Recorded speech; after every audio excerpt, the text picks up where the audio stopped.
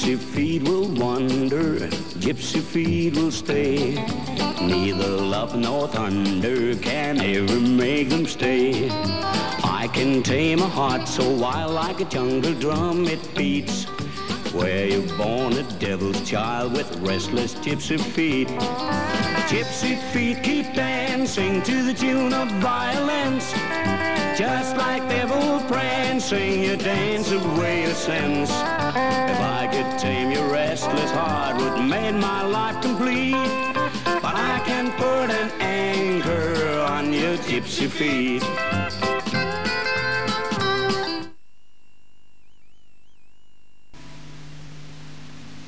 Mange arbejdsløse var på den samme vej. Tiderne er strenge, fabrikken gik fallit. Det kunne have været så godt, men nu er det faktisk skidt. Ikke flere penge, fyre fra mit job.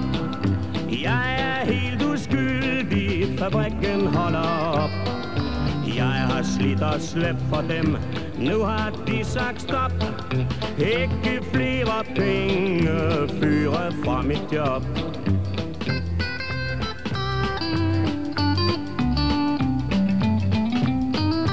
Har jeg sprængt akkorden? Nej, bevar mig vel. Jeg skulle bare tjene til familien og mig selv. Nu min fagforeningsbog, det aller sidste strå. Masser af fabrikker, men hvor der job er få. Johnny Reimer, det vi hører nu, er det underholdning? Ja, jeg mener, at al form for optræden af underholdning, så kan der være tale om god og dårlig underholdning. Og jeg mener, at det her hører til den gode underholdning. Det har Krumme allerede bevist, sådan set. Hvem er det underholdning fra? Mener du lige netop det her? Det må være... Jeg kan ikke sige nøjagtigt, hvilke mennesker det er, men vi ved i hvert fald, at den melodi har været lavet på grammofonplade tidligere, og har bevist et salg. Og det er altså disse mennesker, det er åbenbart direkte underholdning for. Så lad os spørge, hvor stort er publikum for den slags underholdning? Så kan vi igen tale om pladepublikum, eller om de mennesker, som blot sidder og lytter i radioen, og har nok i det. Det er også et publikum til denne melodi og til denne gruppe. Men publikum må åbenbart være stort, fordi jeg kan give som et eksempel, netop denne her gruppe er netop blevet engageret til en turné i 32 byer i Danmark, hvor de skal rundt og underholde, så der må altså være basis for en bred underholdning. Ja, hvor mange plader har den så?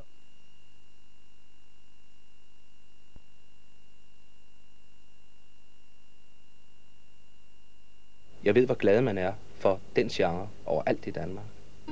Ikke flere penge, fyre fra mit job. Jeg er helt uskyldig, fabrikken holder op. Jeg har slidt og slæbt for dem, men nu har de sagt stop. Ikke flere penge, fyre fra mit job.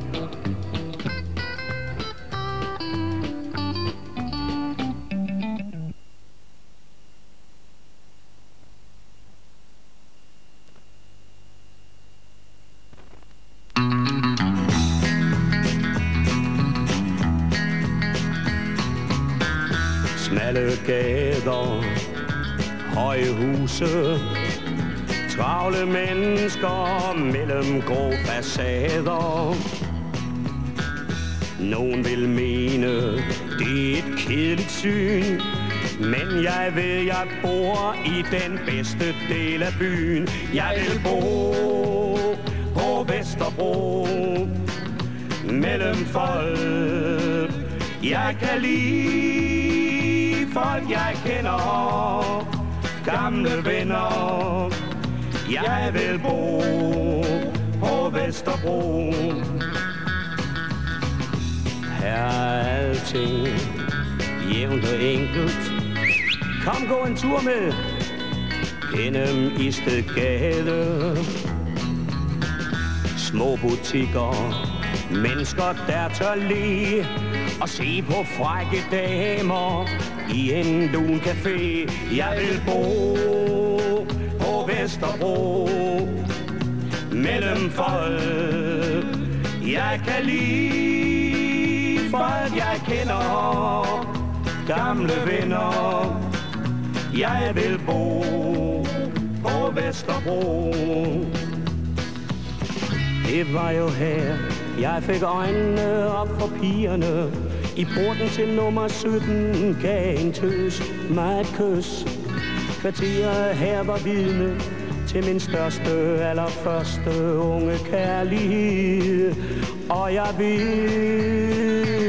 vil bo på Vesterbro mellem folk. Jeg kan lide folk, jeg kender, gamle venner. Jeg vil bo på Vesterbro.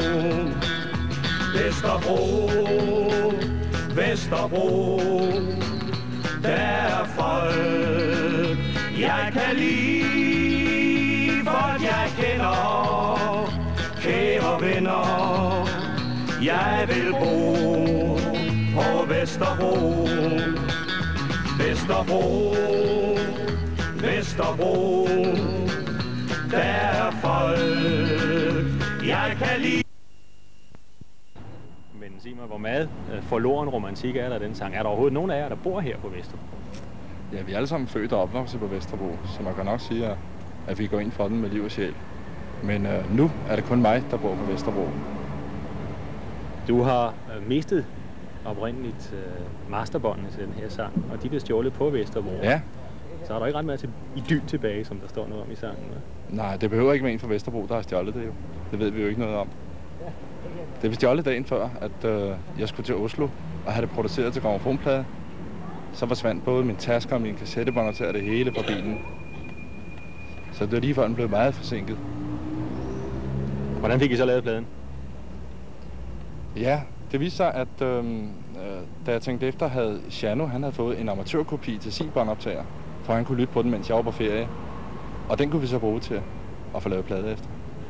Men det siger, at man kan altså også lave plader af amatørkopier, så? Ja, det kunne man altså i det tilfælde her. Den lyder udmærket. Hvem har skrevet den? Det er Tør Olsen. Hvor meget mener I selv, eller hvor meget kan I selv stå inden for den sang der? Altså, når jeg taler med mine tidligere venner på Vesterbro, nu ved vi godt, der er meget, der er blevet saneret på Vesterbro, og de er flyttet ud i omegnen og så videre. Og når jeg taler med mine tidligere venner, så vil de gerne tilbage til Vesterbro, fordi der er miljø her på Vesterbro.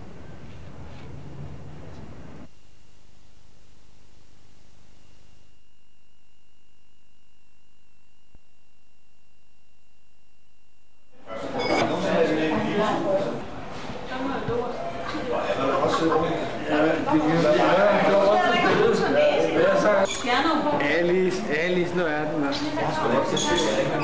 Jo. Hvad fanden var det? Jeg synes, jeg lavede det på dansk. Det hed... De tager imod en udstrømmer. Ja. Hvad spiller det? Jeg sang til det, den tunge stemme. Så var jeg inde og synge den bedste. Det var før han fik... Også på Dapper de A, Dapper de O, der synger der også nogle rockers. Ja, og hvad det hedder, Rand har skrevet teksten rent. Ja. Og det irriterer ham i den grad, at han aldrig vil sænge det. Aldrig nogensinde. Du kom der var her, ikke? Ja, fra en ære, der var ikke sådan. Ja, det var så der er ikke smuttet. Og kæft, men jeg kan huske Helmer Olsen og Regnformand gik og gjorde nar ude på karten, fordi han taler meget højt, den amerikaner der. I never say that anymore. Så gik Helmer og Helmer Olsen frem og tilbage og udtalte kan du huske det? Ja. Hold kæft, hvad jeg griner, mand. Kom Helmer Olsen lige forbi, så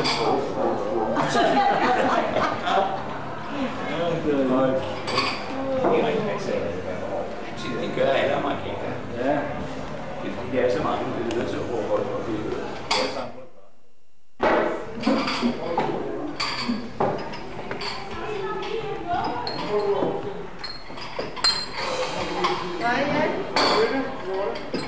Tak.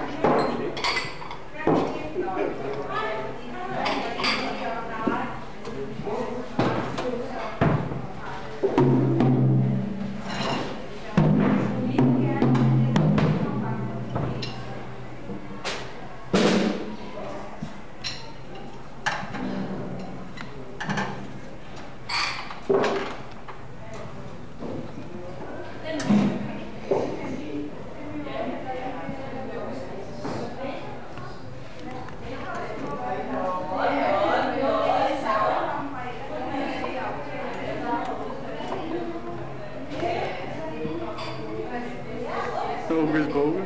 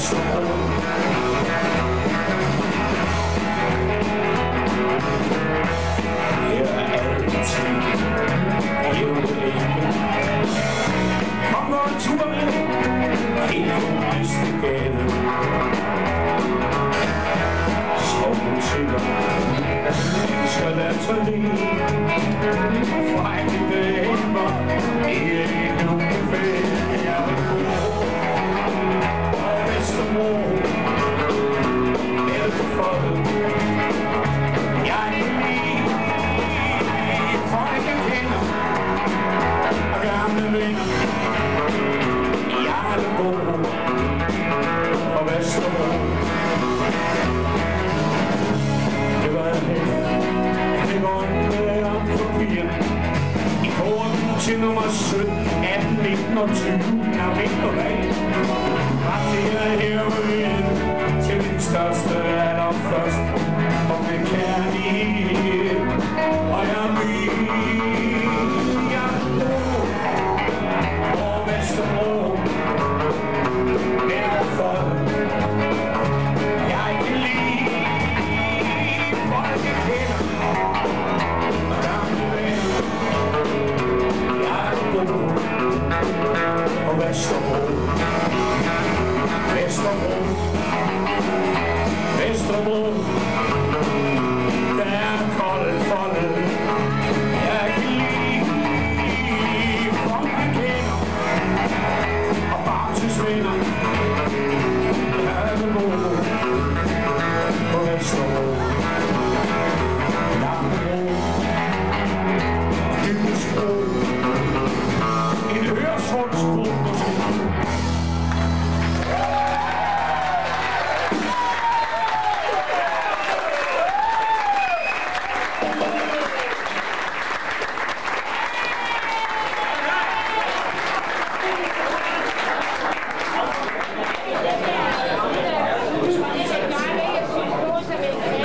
tusind mange tak.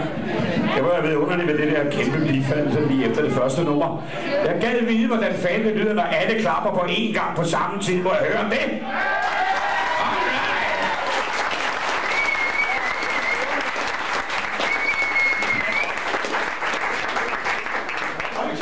Jeg har set ham skolegården, der sidder hernede, men han har ikke løftet hænderne i 14 år. Han hedder Bent, han kommer fra Solrød. Han har ikke løftet hænderne i 14 år. Greve? Nej, det er noget, der bilder en, han er. Nå, sprøjt til side og hofter fat. På plakaten udenfor står der Tennis, Jan og Jan og John. Og det er nu ikke helt sandt, vel? Fordi ja, det er jo faktisk lige i øjeblikket, så er det jo Tennis, Jan og Knyt. Og det er fordi, at John Friis kommer senere. Han er ude at spise. Hvis nu jeg siger, at John Friis kommer senere, og I klapper højt nok, så kan han høre det, for han sidder ude i køkkenet.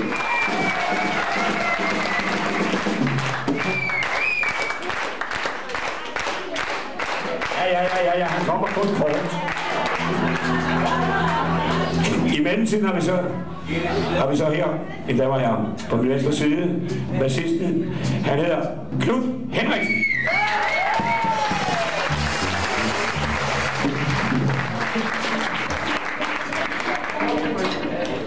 Så.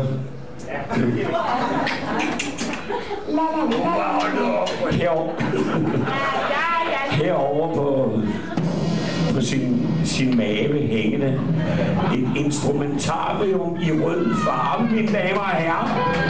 I dag lørdag aften kl. 21.45, eller hvor meget det nu er. Det ser nu, mine damer og herrer.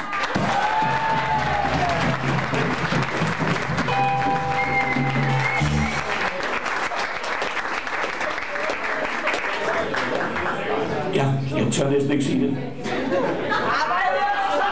Så er du Jan det. Bag masken her, mine damer og herrer. Hallo, vi elsker ham.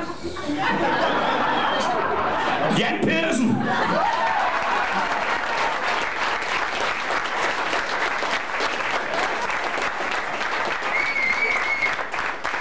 Så er det eddermame svært at regne ud af, at det der, det er Teddy.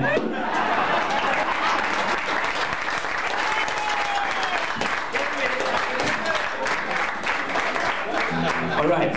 Skal vi til at synge en sang, der handler om noget, vi har forstand på? Man behøver bare kigge sig rundt omkring på bordene, så kan man se, hvad der står. Frederiksen. Er det rigtigt? Et teknisk held for Frederiksen. Hvor har vi Frederiksen henne med? Vent, hvor er Frederiksen? Helt nede bag i. Så kan vi alligevel ikke se ham. Tak, Frederiksen. Er det dig, der vinker?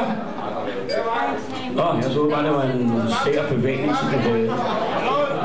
Tak for det. Nu skal vi til noget helt andet, tror jeg. Ja, det skal vi.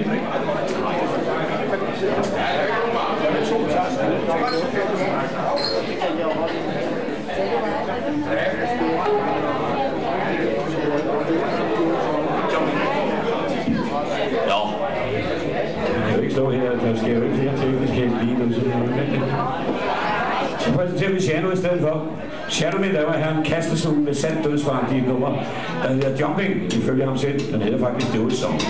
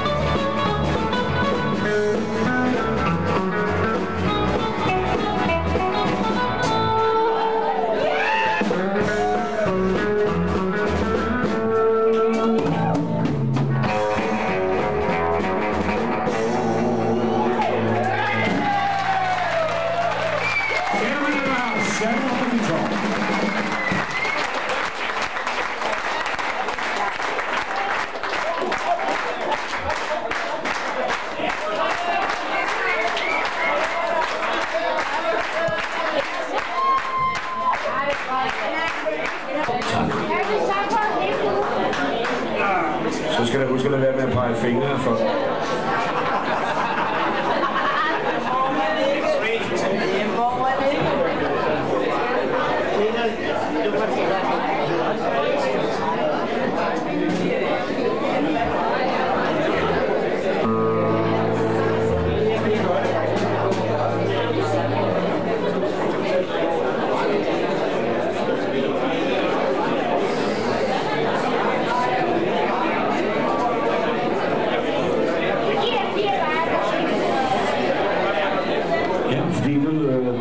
Med at spille et par numre fra Johnny Cash repertoire. Det første, det er nok det mest kendte af dem alle sammen, og den starter centrum søgende, som han altid er, Shadow.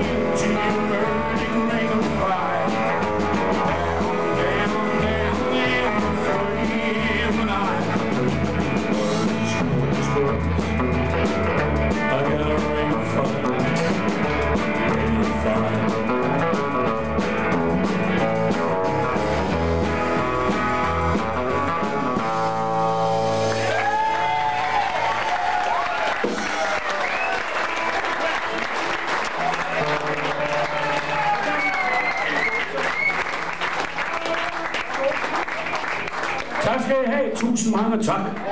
Og A10.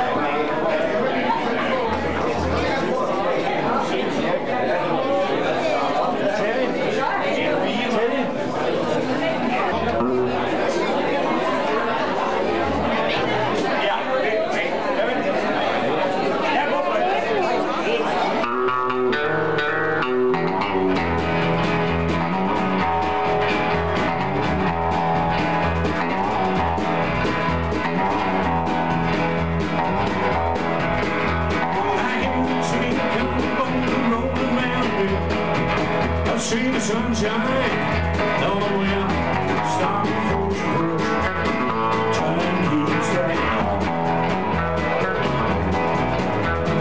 See the people on the way of San Antonio.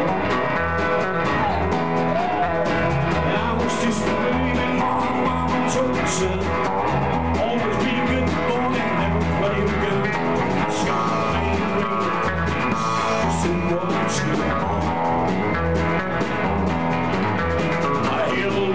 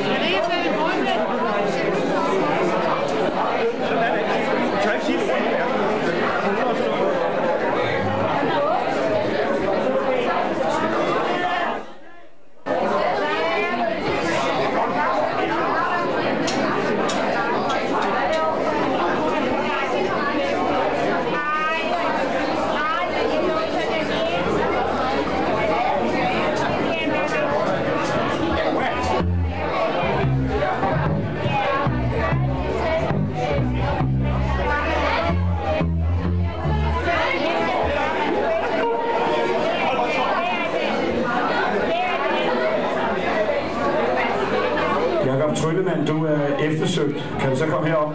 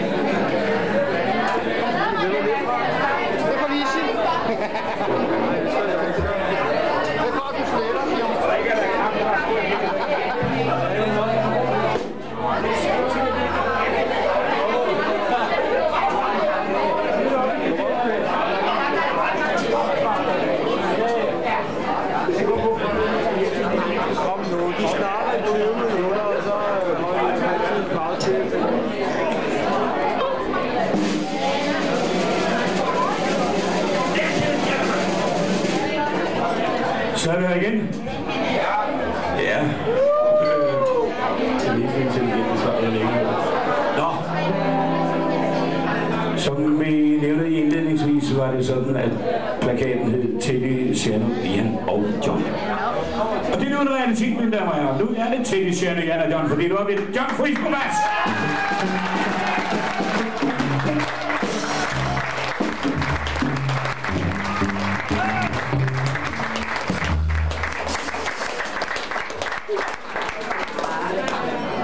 I 1971, tror jeg det var, i egenskab af pladeproducer, lavede John en plade med noget, der hed Teddy, Shano, Jan og John.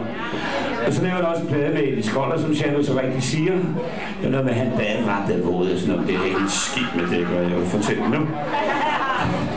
Det jeg vil sige nu, det er vores første plade i 71. Den hed Ikke flere penge før for mit op, og den lød næsten sådan her.